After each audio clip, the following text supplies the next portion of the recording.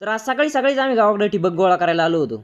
तर कसं आहे पब्लिक मानणार हर्षलाडसो आणि मी आज आलो होतो गावाकडे कारण की आमच्या गावाकडल्या शेतामधलं आहे ना काँग्रेसला वाढलं होतं त्याच्यामुळे तिथं ठिबक गोळा करून रोटा मारायचा होता. आणि लगेच मस्तपैकी आपल्या हॅरियरला सावलीला लावून दिलं होतं. या असं काहीतरी आमच्या बावनटेकावरची शेती आहे जिथं की आम्ही संत्रा आणि आंबे लावलेले. संत्र्या झाडाच्या मध्ये काँग्रेस उगलेले आणि ते काँग्रेस आहे ना त्या संत्र्या झाडाची वाढ होऊन देत नाही त्याच्यामुळे काही काही दिवसानंतर आहे ना ठिबक काढून आहे ना त्या संत्र्याच्या झाडामधलं काँग्रेस काढीत जावं लागत जेणे की झाडाची वाढ चांगली होती. ह्यो जो पाईप आहे ना त्याला ठिबक म्हणतात कारण की नाही या पाईपाला छोटे छोटे बोक्षे राहते आणि त्याच्यामधून पाणी बाहेर येतं जिथं जिथं झाड असतं तिथं. मग लगेच मस्तपैकी या ठिबकच्या पाईपाला गोल गोल करून आहे ना साईडला ठेवून दिलं होतं रोटा मारता येऊ म्हणून. हे आमच्या गावाकडचं शीतळ जे की आम्ही संत्रा आंबे सीताफळसाठी बनवलं होतं पण ते कधी त्यासाठी वापरलंच गेलं नाही कारण की आम्ही दररोज पोहायसाठीच वापरतो. शेतीसाठी लागणाऱ्या सगळ्या साहित्य ठेवण्यासाठी आम्ही इथे एकदम मस्तपैकी शेड बनवलं होतं. बाकी ठिबक एकदम मस्तपैकी काढून झालं होतं आणि फक्त ठिबकच नव्हतं काढायचं कारण की त्याच्यातले दगड पण काढायचे होते कारण की रोटा मारताना ना त्याच्यामध्ये दगड आले ना त्या रोट्याचे पाते पण तुटून जातात. आपले सगळे काम एकदम मस्तपैकी उरकले होते. बाकी फॉलो करा 712 आपल्याच नावावर लवकर फॉलो करा. तर चला भेटूया उद्याच्या ब्लॉग मध्ये.